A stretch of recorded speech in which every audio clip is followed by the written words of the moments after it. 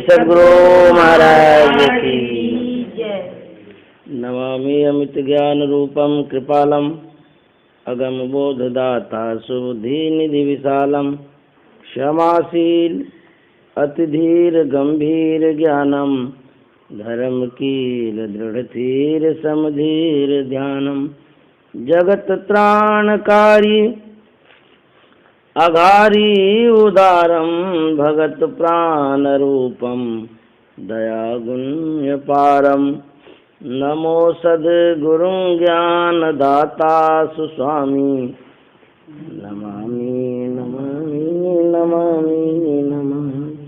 श्री सद्गुरु महाराज की अव्यक्त रूप में परमाराध्य सद्गुरु महाराज, उपस्थित सत्संग प्रेमी महानुभाव, माता एवं बहनों, अभी हम लोग पाठ के क्रम में सुन रहे थे गुरु की वंदना, पश्चात सत्संग की महिमा भी सुने। संसार में गुरु सबसे श्रेष्ठ होते हैं। उनकी श्रेष्ठता इसलिए है कि वे ज्ञान प्रदाता हैं, जीव के शाश्वत सुख को देने वाले हैं। संसार के जितने व्यक्ति हैं वो आपको सुख पहुंचा सकता है, लेकिन शाश्वत सुख वो नहीं दे सकता है। भोजन करा सकता है, पश्चात आपको आवास भी दे सकता है। जो भी भौतिक सुख सुविधा है जितनी भी वो प्रदान कर सकता है, लेकिन जो आपको शाश्वत सुख चाहिए, पारलौकिक सुख चाहिए, ईश्वरीय आनंद चाहिए, वो संसार के कोई भी व्यक्ति नहीं दे सकते हैं। इसलिए संसार के व्यक्तियों से जितने उपकृत हैं उससे विशेष उपकार संत सद्गुरु का होता है, इसलिए उनकी वंदना की जाती है। सद्गुरु सुख के सागर, शुभ गुण आगर, ज्ञान उजागर हैं और सुख के सागर होते हैं। जितने भी प्रकार के सुख हैं सब सुख दे सकते हैं। ज्ञान उजागर, हमारे अंदर जो अज्ञानता है उसको दूर कर ज्ञान का उजागर करते हैं, प्रकाशित करते हैं। हमारे अंदर में ज्ञान फैलाते हैं वो, इसलिए वो वंदनीय है। सत्संग की आवश्यकता क्यों है? सत्संग वह कल्पतरु है जहाँ पर जाने से सभी इच्छाओं की पूर्ति होती है, सभी कामनाओं की पूर्ति होती है। जिसके जीवन में सत्संग मिल जाता है, अभी आप लोग भजन में सुन रहे थे, उसके जीवन में आनंद ही आनंद होता है। सत्संग के बिना जो जीव है वह नरक के समान। गोस्वामी तुलसीदास जी महाराज ने लिखा, बिनु सत्संग विवेक न होई, राम कृपा बिनु सुलभ न सोई। जब तक सत्संग नहीं करेंगे तब तक विवेक नहीं होगा। जिस व्यक्ति के पास विवेक नहीं होता है उस व्यक्ति का उतना महत्व नहीं समझा जाता है। जो विवेकशील प्राणी होते हैं उसका विशेष महत्व दिया जाता है। तो विवेक की उत्पत्ति कहाँ है? कहते हैं सत्संग से। जब तक सत्संग नहीं करेंगे तब तक विवेक नहीं होगा। इसीलिए तुलसीदास जी महाराज कहते हैं कि सत्संग कीजिए। हमारे कबीर साहब ने कहा, मैं तो आन पड़ी चोरन के नगर, सत्संग बिना जिया तर से। चोरन के नगर कहने का मतलब है अंधकार का नगर, क्योंकि अंधकार में ही चोर चोरी करता है। तो कबीर साहब कहते हैं मैं अंधकार के नगर में आ गया हूँ। तो जहाँ अंधकार का नगर है, कहते हैं वहाँ सत्संग बिना जिया तर से, वहाँ सत्संग नहीं मिलता है। इधर आ जाइए आप।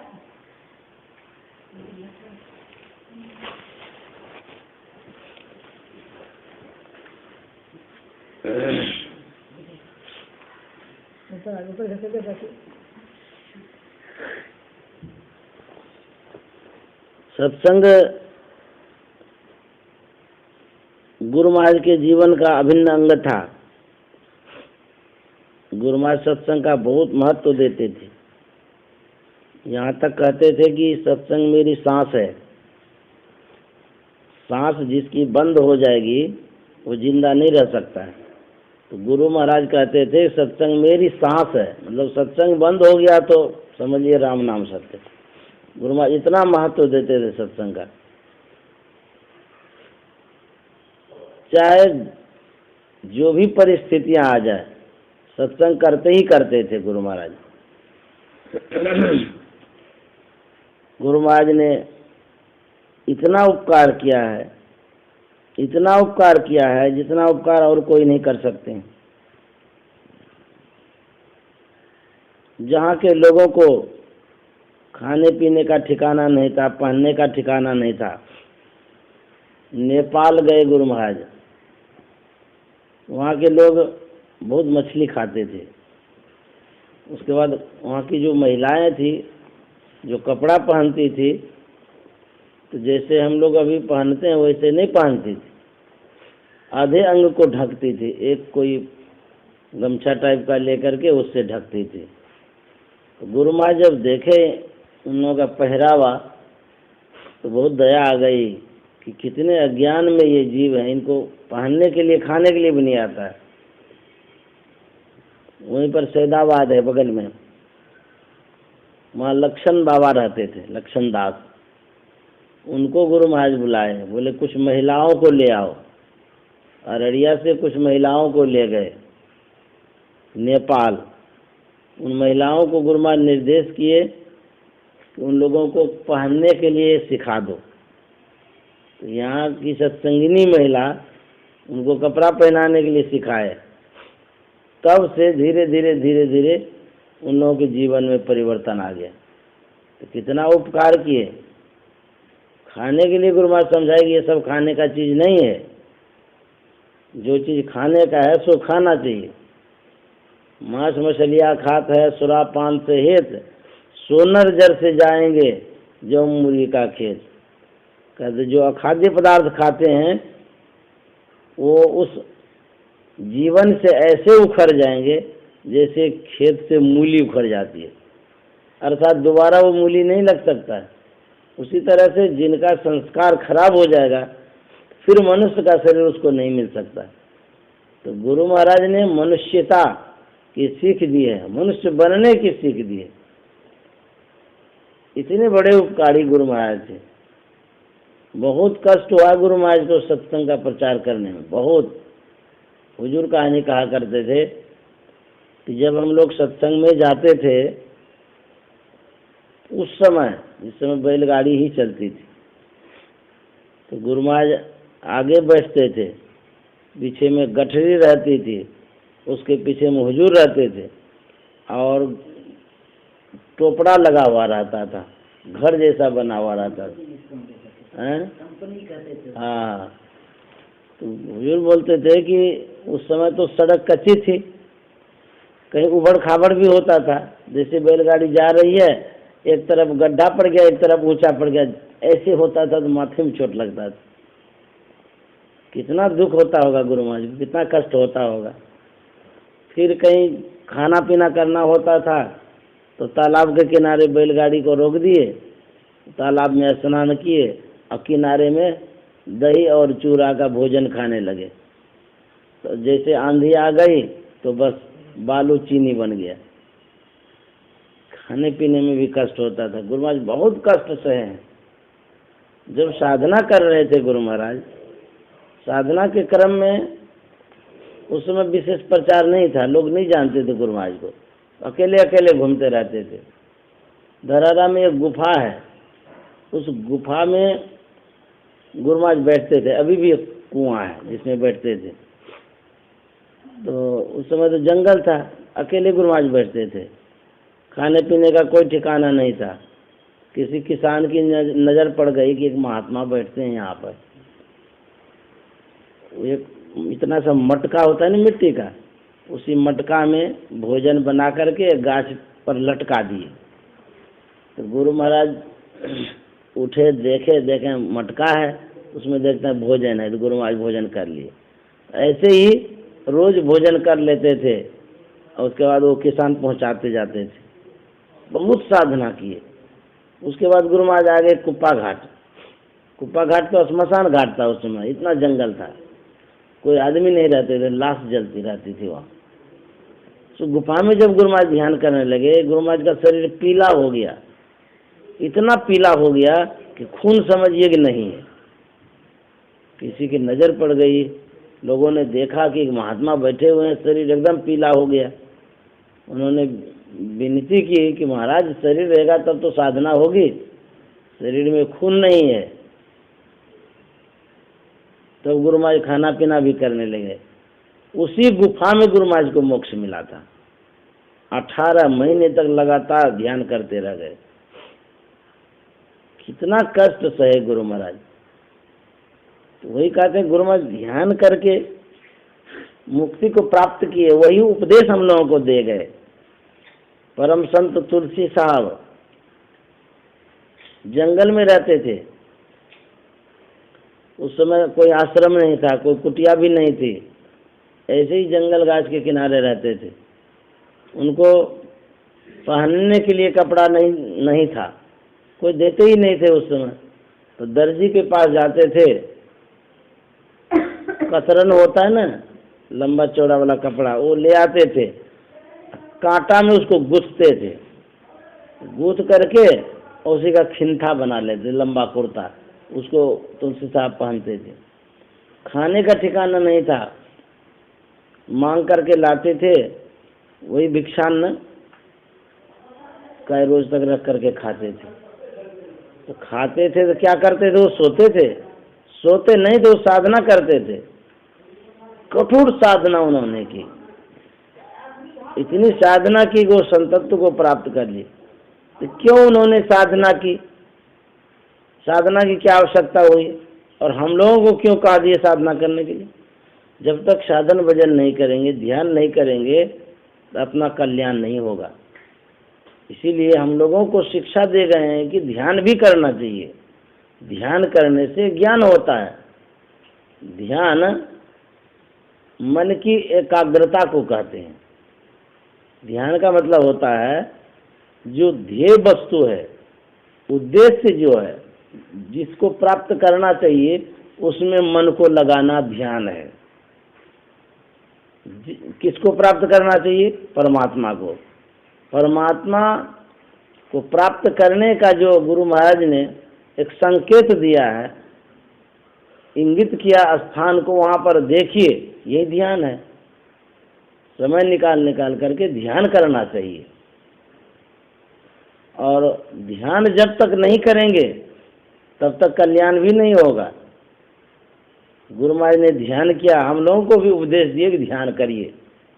संत मत की जो बातें हैं वो यही है, सत्संग ध्यान। जब तक सत्संग और ध्यान नहीं करेंगे तब तक जो मूल उद्देश्य है उसकी पूर्ति नहीं होगी। संत महात्मा कहते हैं कि सत्संग जीवन का एक अंग है, सत्संग ही तो सब कुछ है। गुरु महाराज कहते हैं कि नित्य प्रति सत्संग कर ले प्यारा, तेरा कार सरे सारा। सत्संग करेंगे तो सब काम बन जाएगा। सत्संग से क्या नहीं मिलता है? तुलसीदास जी महाराज लिखे न, मति की रति गति भूति भलाई, जब जय जतन जहाँ जय पाई, सो जानब सत्संग प्रभावो, लोको वेदन आनु पाओ। यदि बुद्धि चाहते हैं, कीर्ति चाहते हैं, यश चाहते हैं, सदगति चाहते हैं, सत्संग करना चाहिए। सदगति कौन नहीं चाहता है? मान लिया जाए किसी का नाक बंद कर दीजिए 10-15 मिनट तक, मुंह भी बंद कर दीजिए, देखिए कितनी छटपटाहट होती है। इतनी छटपटाहट होगी कि आपको मुश्किल हो जाएगा। कैसा लगेगा उस समय? तो उसी समय जब शरीर छूटता है जीव का तो बहुत कष्ट होता है, बेचैनी होती है। कोई नहीं डरता है मौत से, लेकिन मौत से डरना चाहिए। जिनका मौत सुधर जाता है समझिए उसकी सदगति हो गई। अंत समय में बहुत कष्ट होता है। तो कहते हैं कि अच्छी गति होती है सत्संग करते रहने से। क्यों अच्छी गति होती है?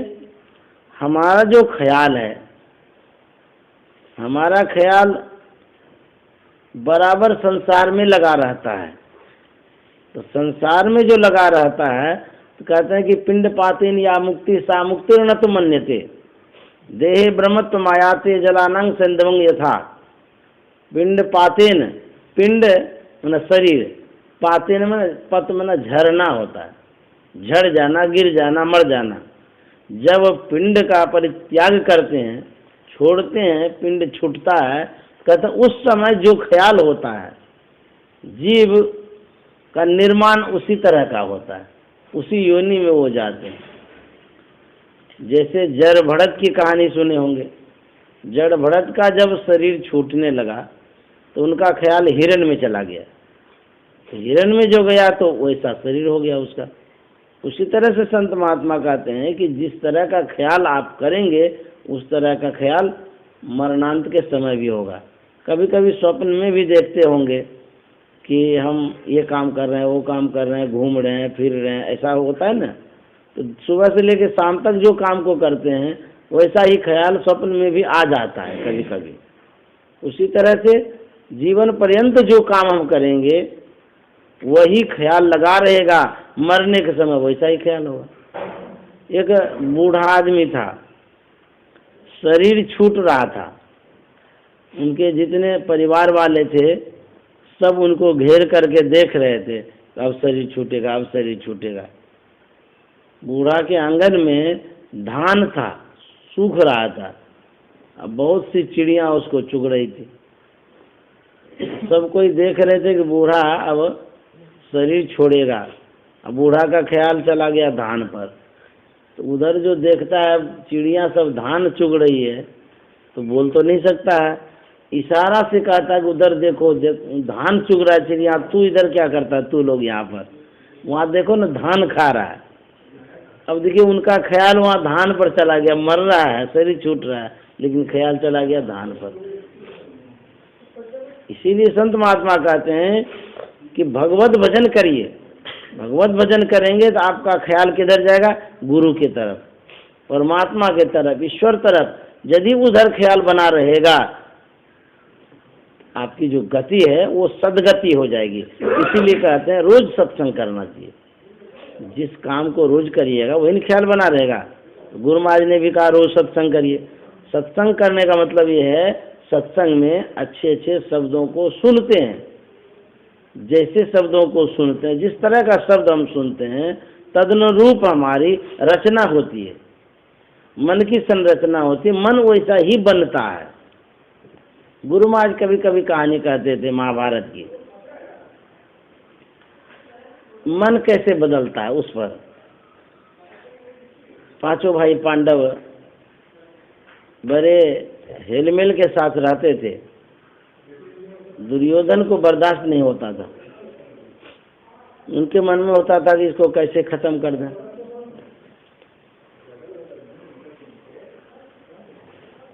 मंत्रणा की गई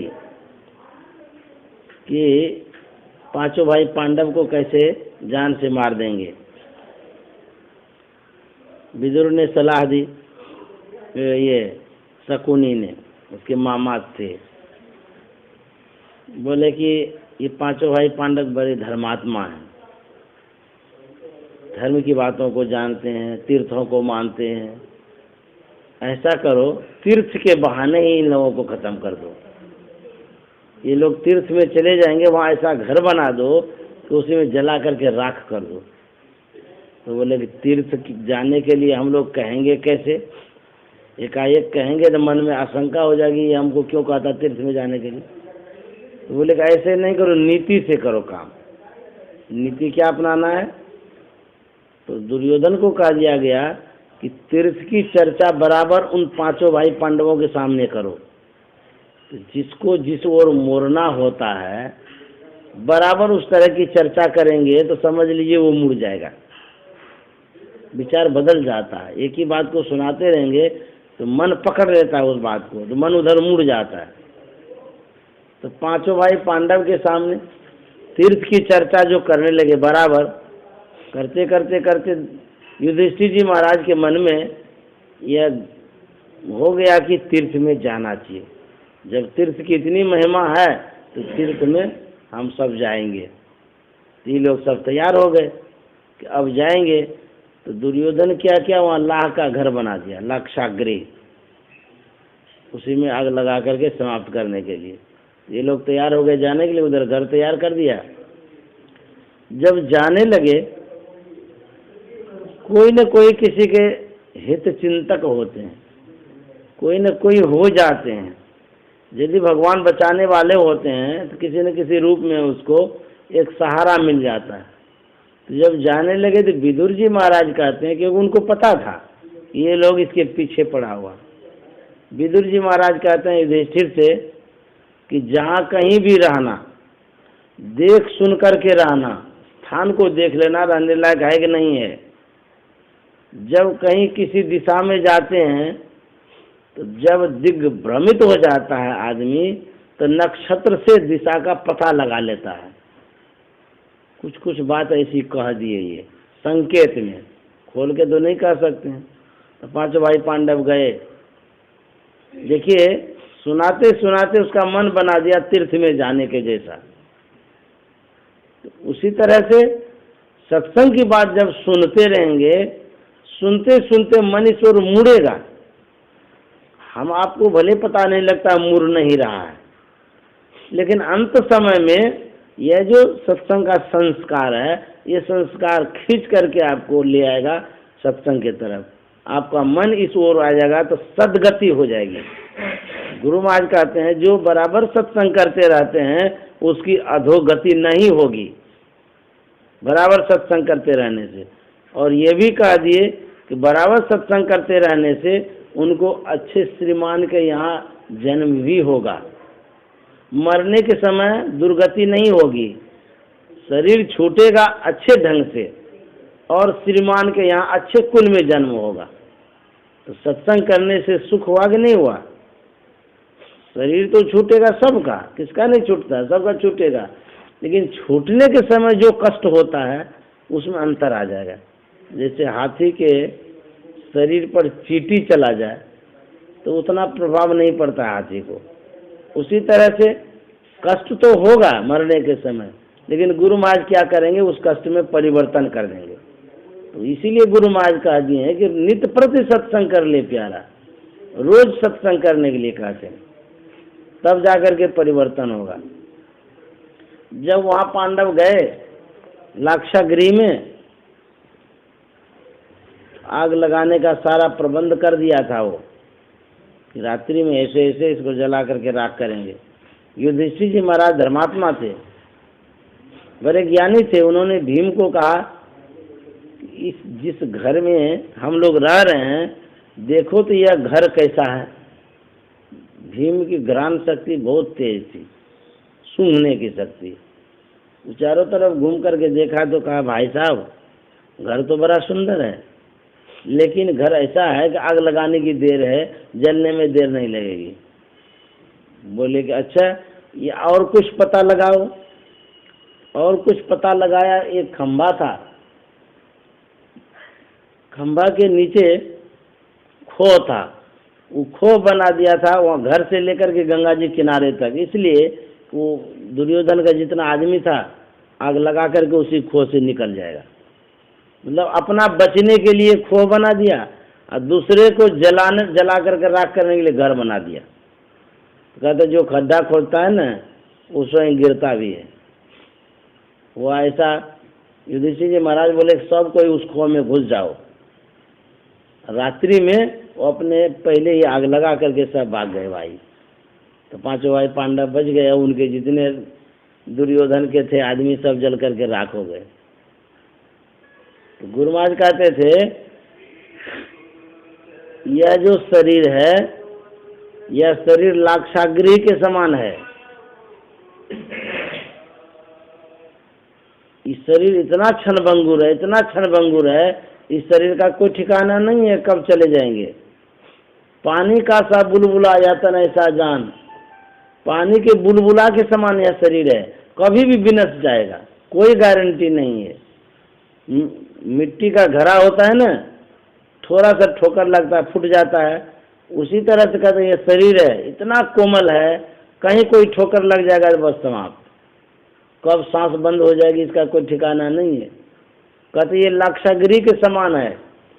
और इसी शरीर में एक गुफा है, खो है बाहर निकलने के लिए। हुजूर कहते थे नदी किनारे घर किया, कर्जा कर कर खाए, और कर्जदार जब मांगन आवे घुसक नदी में जाए। नदी किनारे घर किया, ये ईड़ा पिंगला जो है ना, दोनों गंगा जी की धारा है। कहते हैं इसके बीच में जो खो है, सुषुम्ना है, कहते वहीं पर घर कर लीजिए, वास करिए। यदि मान लिया जाए काल भी आता है, आंख बंद करके उसमें प्रवेश कर जाइए, काल का दाल नहीं गलेगा, कोई दुख नहीं होगा। जैसे किसी को दवाई सुंघा देते हैं नाक में, जब चीर फाड़ करता है तो कौन सा दवाई है, तो जब चिढ़ते हैं ना दर्द, हाँ वही क्लोरोफॉर्म। तो जब चिढ़ता है तो मरीज को पता नहीं चलता है दर्द का, चीर फाड़ करके डॉक्टर सिलाई विलाई कर देता है। उसी तरह से गुरु महाराज क्या करते हैं, ऐसी कृपा करते हैं, ऐसी कृपा करते हैं कि समझ लीजिए कि कितनों कष्ट होता है तो कष्ट बहुत कम मालूम होता है। श्री रामकृष्ण परमहंस को कैंसर की बीमारी हो गई थी, घाव भी हो गया था, बहुत बीमारी हो गई थी उनको, पिल्लू भी फट गया था। तो लोगों ने कहा आप तो काली माँ से बराबर बात करते हैं, साक्षात्कार आपका होता है, अरे इतना कष्ट क्यों सहते हैं आप कहेंगे काली माँ को तो तुरंत घाव ठीक कर देगा। तो श्री रामकृष्ण परमहंस कहते हैं कि ये थोड़ा सा कष्ट के लिए काली माँ को कहेंगे ठीक कर देने के लिए, तो दवाई पानी से ठीक हो जाएगा, हम क्यों कहेंगे काली माँ को। और उनको जो भी बीमारी थी उनको कष्ट नहीं होता था, जैसे हम आपको होता है ना, उनको कष्ट नहीं होता था, उस तरह का संत महात्मा को नहीं होता है। कहेंगे क्यों नहीं होता है, उनका भी तो शरीर है, हम लोगों का शरीर है, उनका भी शरीर है, उनको कष्ट क्यों नहीं होगा। नहीं होने का कारण बतलाते हैं। जैसे हम लोगों को उंगली जल जाती है तब कष्ट होता है, घाव हो जाता है तब कष्ट होता है, आँख में दर्द होता है तब कष्ट होता है, पेट में दर्द होता है कष्ट होता है ना, कान में भी दर्द हो गया तो बहुत चिल्लाते रहते हैं। संत महात्मा को ऐसा क्यों नहीं होता है। संत महात्मा को इसलिए नहीं होता है, हम इस शरीर में पसरे हुए हैं, हमारी जो चेतना है पूरे शरीर में फैली हुई है, चेतना के कारण ही कष्ट अनुभव करते हैं। शरीर में चेतना है ना, तब छूते हैं तो मालूम होता है। यही जब सो जाते हैं, गहरी नींद में चले जाते हैं, आपके पैर को छुएगा तो पता नहीं चलेगा, मुंह में मिश्री देगा तब भी पता नहीं चलेगा। ऐसा क्यों? इसलिए हम उस समय चेतना सिमट जाती है, सिमट जाने के कारण पैर में हाथ में सांप भी सटा देगा तब पता नहीं चलेगा। उसी तरह से संत महात्मा क्या करते हैं, साधना के माध्यम से अपनी चेतना को हर वक्त सिमेट करके रखते हैं, शरीर से पूरा ऊपर उठ जाते हैं। वो शरीर को न कुछ करेंगे और वो शरीर से ऊपर उठ जाते हैं, पिंड से ऊपर उठ जाते हैं, अपनी चेतना को समेट लेते हैं। इसलिए जिस तरह का अनुभव हम लोग स्पर्श करके करते हैं, संत महात्मा उस चेतना को जो समेट लेते हैं उनको पता भी नहीं चलता है। भगवान बुद्ध को भी पेचिस की बीमारी हो गई थी, उसी से उनका शरीर छूटा। एक थे गुरु तेग बहादुर जी महाराज, बंदा बैरागी, नाम सुने होंगे, सिख सरदार में हुए हैं। मुसलमानों ने उनको पकड़ लिया, पकड़ करके सजा देने लगा, ऐसी सजा कि बहुत बड़ा तावा चढ़ा दिया आग पर, लाल लाल जब हो गया वो तावा, उस बंदा बैरागी को उस पर लिटा दिया, पूरा लिटा दिया, मतलब लाल हो गया। तब पूरा छन छन करके पकने लगा शरीर। तो बंदा बैरागी कहता है उस समय जब इसका शरीर जल रहा था, कहता एक तरफ तो सिद्ध हो गया है, अब दूसरे तरफ उल्टा दो। अपने से वो कह रहे हैं, शरीर तो उनका भी था, लेकिन वो लोग संत थे, अपनी चेतना को समेट लिए थे, इसीलिए उसको दर्द नहीं हो रहा था। हम लोगों को दर्द होता है, लेकिन उनको क्यों नहीं होता? वही होता, शरीर से अपनी चेतना को समेट लेते हैं। जो चेतन शक्ति है ना, उसका जब सिमटाव होगा तो शरीर में कितना कुछ काट भी देगा तो पता नहीं चलेगा, आपको मारेगा तब भी पता नहीं चलेगा। उसी तरह से जब शरीर छूटता है तो जो साधन भजन करते हैं उनका ख्याल एकाग्र हो जाता है। तो जब एकाग्र हो जाता है तो कष्ट नहीं होता है। तो संत महात्मा अपनी चेतना को समेट करके रखते हैं। तो वही कहते हैं कि मरने के समय हमारा कल्याण हो, हमारी अच्छी गति हो, इसके लिए सत्संग करना चाहिए। जब सत्संग करेंगे तब जाकर के इस तरह की स्थिति होगी। और सिर्फ सत्संग ही करते रहना है ऐसी बात नहीं है। जो लौकिक जो काम धंधा है, जो भी रोजगार है, सो भी गुरु महाराज का है करने के लिए, उसको भी करना है, इसको भी करना है, दोनों को बराबर करके जाना है।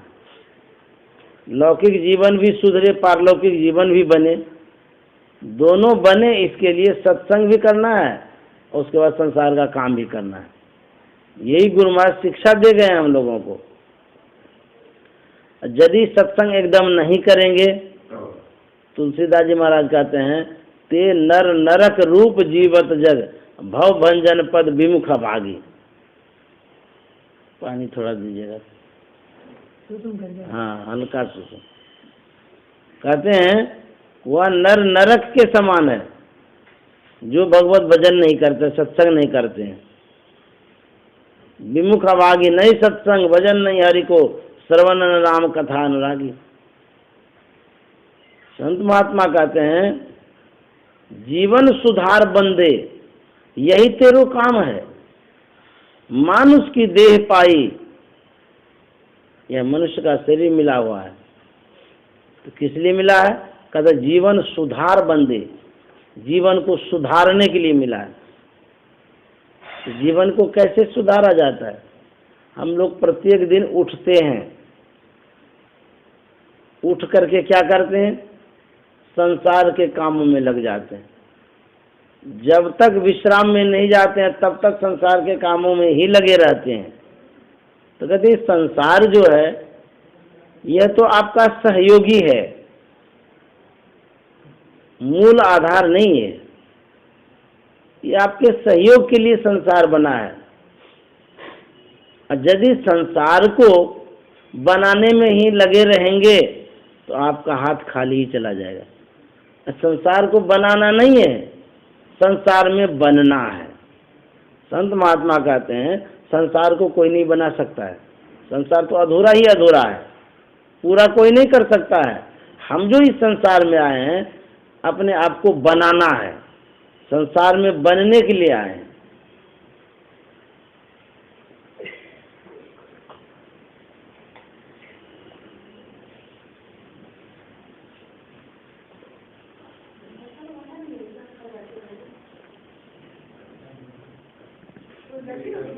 गुरु महाराज रामचरितमानस की एक पंक्ति पढ़े, दे धरे करे सुभाई, भजिए राम सब काम विहाई। एक ही पंक्ति पढ़े थे गुरु महाराज, उसी में उनको वैराग्य हो गया। घर से निकल गए तो निकल ही गए और जीवन को सुधार ही लिए। ऐसा सुधारे कि दुनिया को भी सुधार दिए। तो संत महात्मा कहते हैं जीवन सुधार बंदे, यही तेरो काम है, यही हम लोगों का काम है। मनुष्य शरीर में आए हैं, संसार को बसाते रहेंगे, बनाते रहेंगे, अंतिम में खाली हाथ यहाँ से जाएंगे। इसलिए इस शरीर को सुधारना है, बनाना है। एक मदारी था, वो भालू बंदर बकरा लेकर के तमाशा दिखाने के लिए जा रहा था।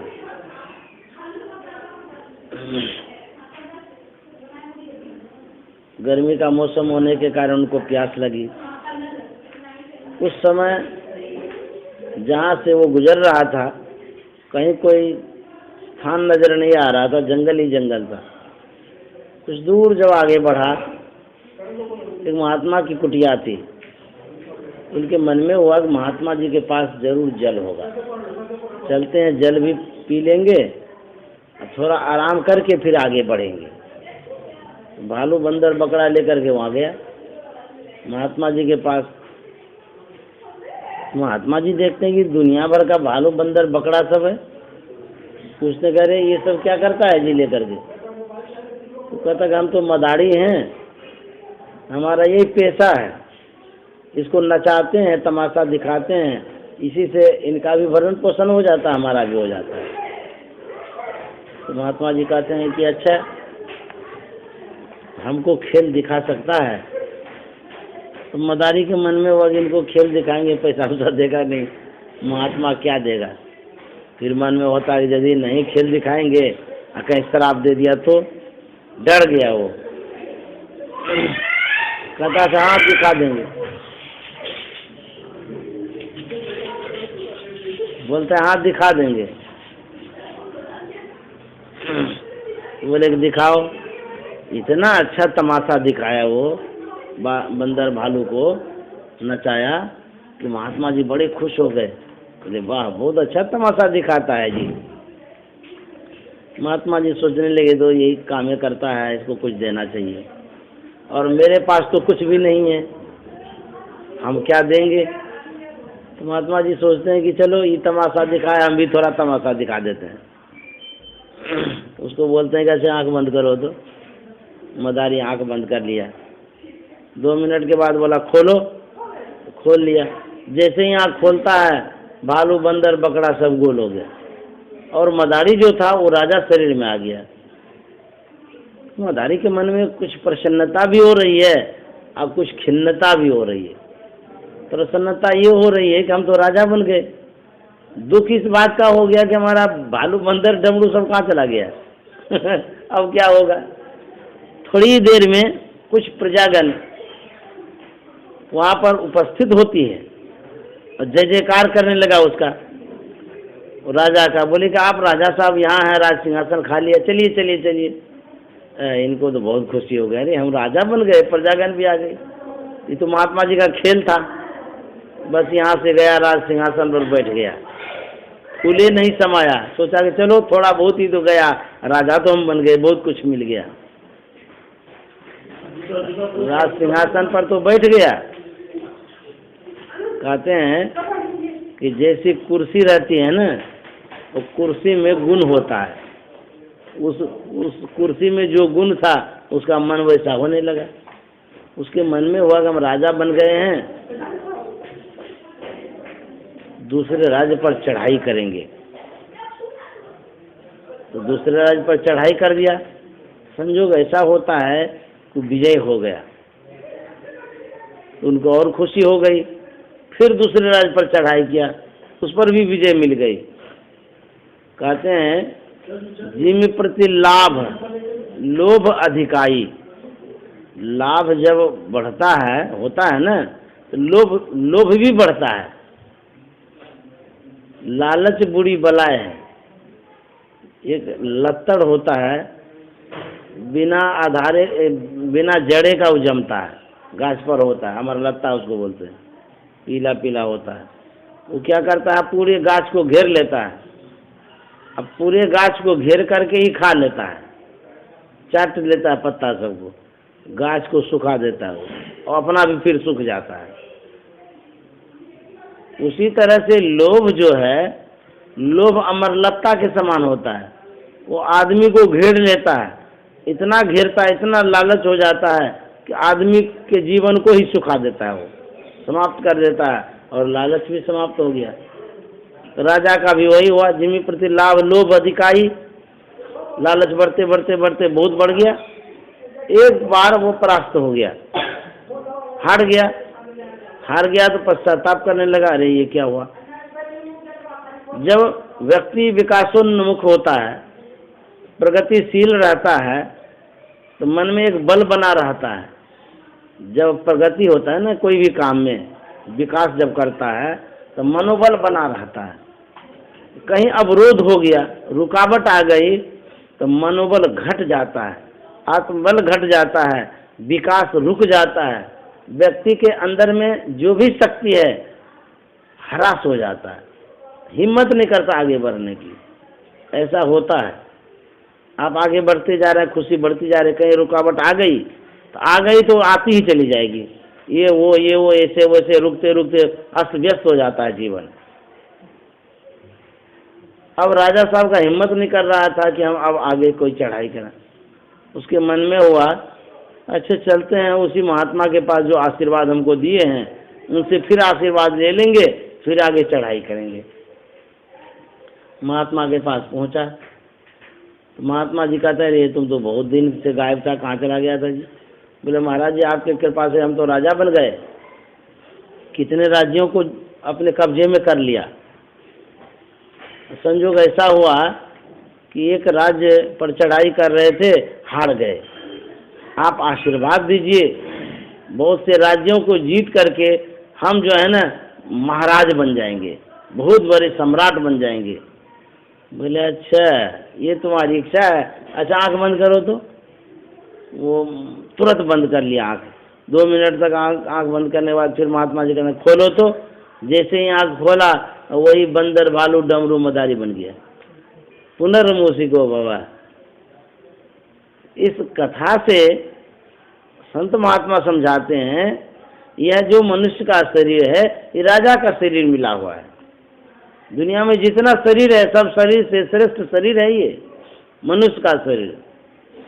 इस मनुष्य शरीर को प्राप्त करके क्या करना है, लालच में नहीं पड़ना है। हम लोगों को जितना मिला है उसमें संतोष रख करके साधन भजन भी करना है।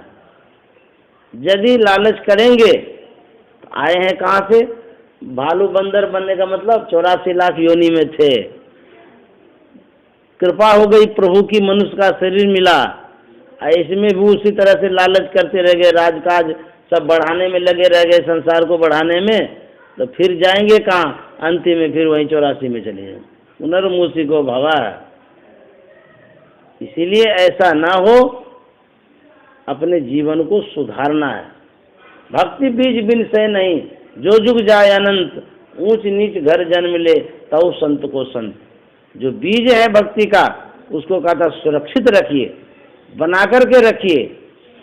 यह भक्ति का बीज सुरक्षित कैसे रहेगा, कहते हैं हम लोगों का जो संस्कार है, अर्थात संत महात्मा जो संस्कार देते हैं, उस संस्कार को बराबर अपनाते रहेंगे। संस्कार क्या है, जैसे पंडित जी लोग क्या करते हैं, 16 संस्कार करवाते हैं, नहीं करवाते हैं, वो अन्नप्राशन भी कराते हैं, ये भी संस्कार है। लिखने के लिए भी एक संस्कार देते हैं, पढ़ने का संस्कार, शिक्षा वाला संस्कार। उसके बाद विवाह वाला भी संस्कार करते हैं, जनेऊ का भी संस्कार करते हैं, संन्यास का भी संस्कार करते हैं, भिक्षा का भी संस्कार देते हैं, मुंडन भी संस्कार होता है। इस तरह से 16 संस्कार होता है। आप पढ़िएगा, उसमें पंडित जी बताते हैं और सुनाते भी हैं। तो कहते हैं जो 16 संस्कार है वो संसार के लिए 16 संस्कार है। एक हम किताब लिखे हैं, वो लाए हैं विचार दर्शन, उसमें एक लेख है आत्म संस्कार नाम करके, उस संस्कार के विषय में हम लिखे हैं, संस्कार असली क्या होता है। ये जो 16 संस्कार है, इससे आपका लौकिक जीवन सुधरेगा। पंडित जी लोग आत्म संस्कार नहीं देते हैं, आत्म संस्कार संत महात्मा देते हैं। लौकिक जीवन के लिए सब कुछ संस्कार कर दिया, लेकिन पारलौकिक जीवन का जो मूल संस्कार है उसी को छोड़ दिया। कुछ पंडित जी लोग जानते हैं और कुछ पंडित जी लोग नहीं जानते हैं। जो जानते हैं तब भी वो नहीं देते हैं। तो जो संत होते हैं वो आत्म संस्कार देते हैं। हमारा जो मूल जीवन है उस जीवन को संस्कारित करते हैं, पोषित करते हैं, पालित करते हैं, उसको विकसित करते हैं संत महात्मा। और जितना संस्कार है वो संस्कार यदि नहीं भी करेंगे, आत्म संस्कार यदि कर लिए, सब संस्कार का पुण्य मिल जाएगा। सब संस्कार एक साथ हो जाता है। गुरु महाराज जो संस्कार हम लोगों को दिए हैं, इस संस्कार में सब संस्कार समाहित है। कोई पूजा पाठ करने की आवश्यकता नहीं है। आत्म संस्कार की जो शिक्षा है वो ले लीजिए, सब पूजा पाठ पूरा हो गया। इसलिए आत्म संस्कार जरूरी है। संस्कार एक समझ लीजिए कि मूल यज्ञ है। संस्कार करना एक यज्ञ करना, बड़े विधि विधान से होता है संस्कार। और गुरु महाराज ने जो संस्कार दिया है, ये भी समझ लीजिए इस संस्कार से बढ़कर के और कोई संस्कार नहीं। तो सत्संग क्या करता है? हमारे संस्कार को पोषित करता है, परिमार्जित करता है, बढ़ाता है। तो सत्संग यदि छोड़ देंगे तो समझ लीजिए कुसंस्कारी बन जाएंगे। पापों के संस्कार जन्मों के मेरे हैं जो दया कर क्षमा कर मिटाना। पापों के संस्कार जन्म जन्म का संस्कार पड़ा हुआ है। बहुत तरह का संस्कार होता है, कुसंस्कार है वो सब। कहते ये कुसंस्कार पड़ा हुआ है जन्मों जन्म का, हे गुरुदेव दया करके क्षमा करके मिटा दीजिए, समाप्त कर दीजिए। ये गुरु महाराज कहते हैं। तो ये जो संस्कार हम लोगों का है, आत्म संस्कार, इस संस्कार को अपनाना चाहिए। इसीलिए सत्संग करते हैं। आत्म संस्कार सबसे परम जरूरी है, आवश्यक है। इसीलिए हम लोगों को चाहिए कि प्रत्येक दिन सत्संग करते रहें। सत्संग करेंगे तब जाकर के जीवन का उद्धार होगा, कल्याण होगा। नहीं सत्संग करेंगे तो जीव का उद्धार नहीं होगा। तो 3 बजे तक करेंगे, नहीं 3:30 तक रहेंगे ना सब?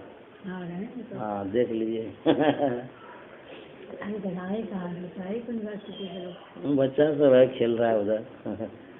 उन लोगों का वही सत्संग है।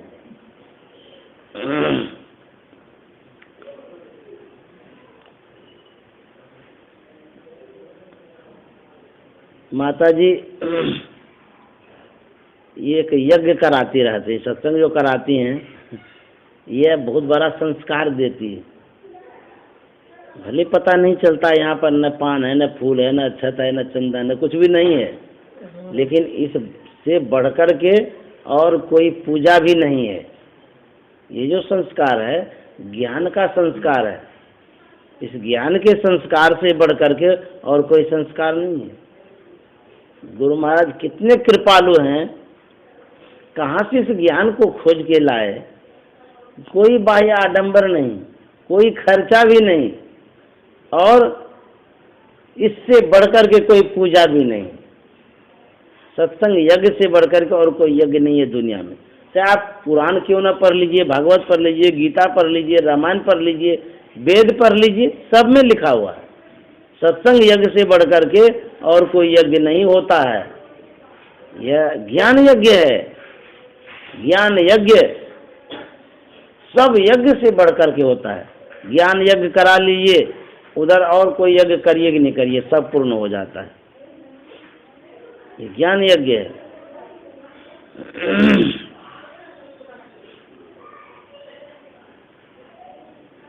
एक महात्मा थे, बराबर वो सत्संग में उस गांव में आया जाया करते थे।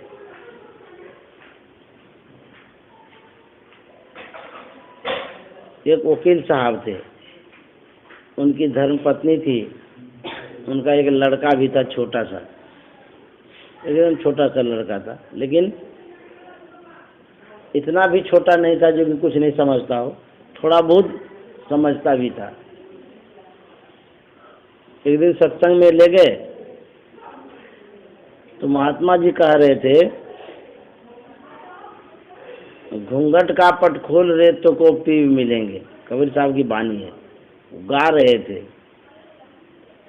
तो हम आप तो बड़े बड़े आदमी सब सुनते हैं और सुन करके बस समाप्त कर देते हैं, लेकिन बच्चा सब एक एक बात जब पकड़ता है तो छोड़ता भी नहीं है, याद कर लेता है।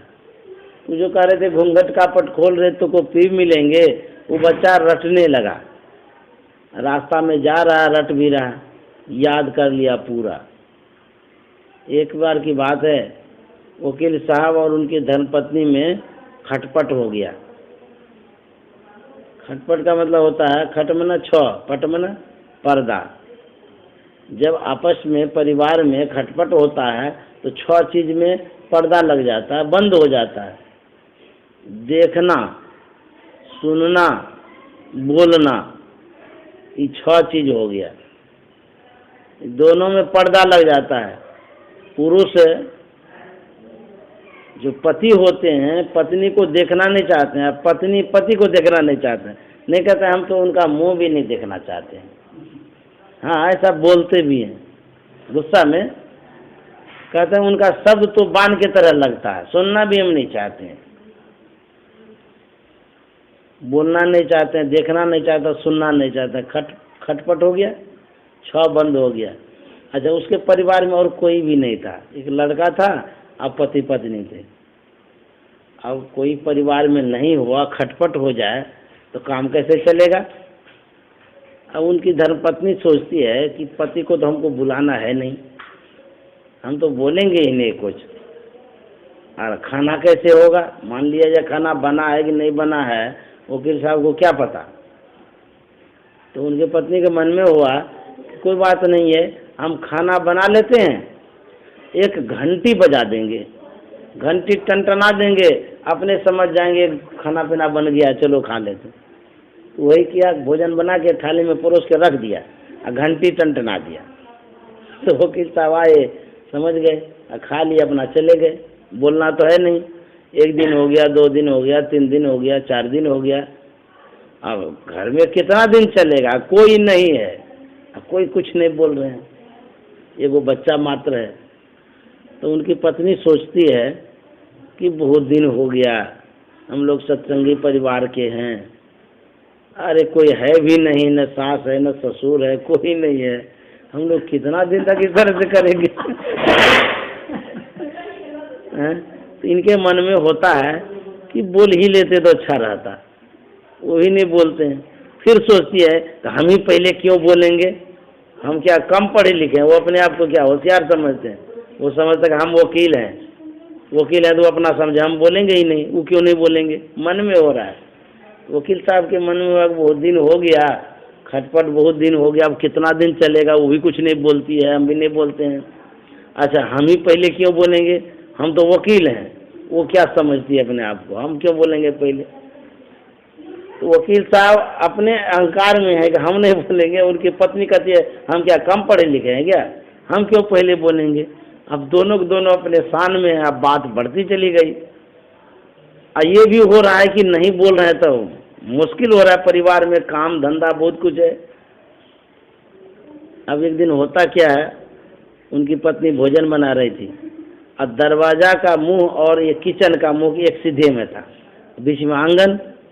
तो बच्चा आंगन में खेल रहा था, खेलते खेलते खेलते आया, माँ के गले से लग गया। तो गले से लग करके कहता है घूंघट का पट खोल रेतों को पीव मिलेंगे, धन यौवन का गर्म न कीजिए, झूठा पंचरंग चोल रेतों को पीव मिलेंगे। ये जो गाने लगा तो वो उनकी पत्नी कहती है बच्चे से, जान तो अपने पापा को कहना, हमको क्यों बोलता है घूंघट का पट खोल रे। डांट दिया तो बेचारा चला गया पापा के पास, पापा का गला लग करके कहता है घूंघट का पट खोल रेतों को पीव मिलेंगे। तो वो भी कहता कि हमको क्या सुनाता, जाना मम्मी को सुनाना।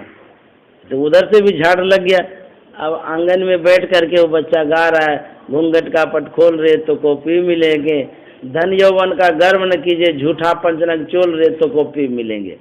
ये जो गा रहे थे निश्चल भाव से बच्चा गा रहा था, तो उनकी माँ भी उस बच्चे को देख रही थी, उनके पिता भी बच्चे को देख रहे थे। तो देखने के क्रम में आंखें चाड़ हो गई, तो दोनों की जो आंखें मिल गई तो दोनों मुस्कुरा गए। तो जब मुस्कुरा गए तो दोनों का जो ईर्ष्या द्वेष था सब समाप्त हो गया, दोनों में मेल हो गया। महाराज की जय। तो हुजूर कहते थे बच्चा संस्कारी होता है, यदि उसको भी सत्संग सुनाया जाए तो उसके ऊपर भी प्रभाव पड़ता है। ठीक है, बच्चा बहुत अच्छा होता है, वो सुनता है तो पकड़ के रखता है बात को, इसलिए बच्चे को भी सत्संग सुनाना चाहिए। और जानते हैं बच्चा इतना अच्छा होता है, एकदम निष्पक्ष होता है, उसके मन में कोई भेदभाव नहीं रहता है। जैसे कोड़ा कागज नहीं होता है, उसमें किसी भी तरह का शब्द आप लिख दीजिए एकदम स्पष्ट दिखेगा, क्योंकि वहाँ लिखा हुआ है ही नहीं। तो उसको जो भी संस्कार दीजिएगा वो वैसा ही बन जाएगा। विशेष रूप से सत्संग तो बच्चे को ही सुनाना चाहिए, क्योंकि उसको जिस ओर मोड़िएगा उसी ओर मुड़ जाएगा, इतना अच्छा होता है बच्चा। आता ही नहीं है बच्चा, सत्संग यहाँ होगा वो लोग कहाँ रहेगा। तो एक वो नानक साहब कहानी कहते थे, एक बच्चा था, बहुत छोटा बच्चा, वो सत्संग में रोज आता था प्रत्येक दिन। तो एक दिन गुरु नानक साहब उस बच्चे से कहते हैं कि बच्चा, बड़े बड़े जो लोग हैं वो तो हमारी बातों को सुनते समझते हैं, तू इतना छोटा नन्हा मुन्ना है जी, तुम क्यों आ जाता है हमारे सत्संग में। तो बच्चा कहता कि बाबा, जब मेरी माँ भोजन बनाती है तो मैं चूल्हे के पास बैठा रहता हूँ, तो मैं देखता हूँ कि माँ मोटी मोटी लकड़ियों को चूल्हे में देती है, छोटी छोटी लकड़ियों को भी चूल्हे में देती है। तो मोटी मोटी लकड़ियाँ तो देर से जलती है और छोटी छोटी जो टहनियाँ होती है वो जल्दी जल जाती है। मेरे मन में हुआ, जो बड़े बड़े आदमी हैं वो तो मोटी मोटी लकड़ियों के समान हैं, और जो छोटे छोटे बच्चे हैं वो तो छोटी छोटी टहनियों के समान है। बड़े बड़े आदमी तो ज़्यादा दिन तक जिएंगे, बच्चा सब जल्दी मर जाएगा, इसलिए आपके सत्संग में आ जाते हैं। बोले अरे तू तो बच्चा नहीं बुढ़ा है जी, वास्तव में तू ही सत्संग को समझा है। नहीं बालक न यौवने न वृद्धि कछुबंद, वह अवसर नहीं जानिए जब आए परे जमफंद। कोई अवसर मरने का नहीं होता है, कोई अवसर नहीं। भारत में अपने सरकार के भाई वो बच्ची आती थी माँ बाप के साथ, हाँ थी। अच्छा, माँ को रोज बोलती थी, बाबा हमको भी ध्यान करेंगे, हमको भी दीक्षा दीजिए। हाँ छोटी थी, बाबा उसको रोज भगा देते थे, बस तुमको भी नहीं दूंगा शिक्षा दीक्षा। बोले नहीं बाबा हम ध्यान करेंगे, हमको दीक्षा दीजिए। एक दिन बाबा बोले अच्छा जाओ, तुमको ऐसे ही बता दिए कोई नाम बाबा। गुरु महाराज अपने मरे, गुरु महाराज का बात आज से देखा। और वो इतना अच्छा ध्यान करी कि 2 दिन 4 दिन बाद उसको ध्यान में पूरा ज्ञान हो गया। वो आई थी, बाबा वो सब बताई। बाबा बोले सुन तो बुद्धि हो गई, पूरा ध्यान में पूरा पहुँच गई। हाँ संस्कार होता है ना, पूरे जन्म का संस्कार। हाँ पूरे जन्म का। हाँ इतनी छोटी थी। गुरु महाराज हम लोग वहीं थे। रामकृष्ण परमहंस कहे हैं, संस्कार यदि उत्तम होता है तो एक शब्द से जीवन बदल जाता है। जैसे सूखी दिया सलाई हो, एक बार घिसी है भक्त से जल जाएगा, और यदि भीगी दिया सलाई हो तो घिसते रही हजारों काठी टूट जाएगी, जलेगा ही नहीं। उसी तरह से संस्कार यदि उत्तम होता है, एक बार उपदेश दीजिए, एक बार में वो जग जाता है आदमी। एक थी सहजोबाई, चरणदास जी महाराज की शिष्या थी, उनकी शादी हो रही थी। तो शादी में तो जो जिनसे जुड़े रहते हैं उनको अवश्य बुलाते हैं। जैसे हुजूर भी किसी किसी के शादी में जाते थे, बहुतों के शादी में गए हैं, क्योंकि सत्संगी परिवार में साधु महात्मा है तो बुलेवे करेंगे। बहुतों के शादी में हुजूर पहुँचे थे, उपस्थित हुए थे आशीर्वाद देने के लिए। तो चरणदास जी महाराज उनके गुरु थे, उनको भी आमंत्रित किए थे। तो चरणदास जी महाराज आए सहजोबाई के शादी में। उस समय उसका जूड़ा गूथा जा रहा था, बाल संवारा जा रहा था। तो चरणदास जी महाराज पहुंच गए उनके पास, सहजोबाई के पास।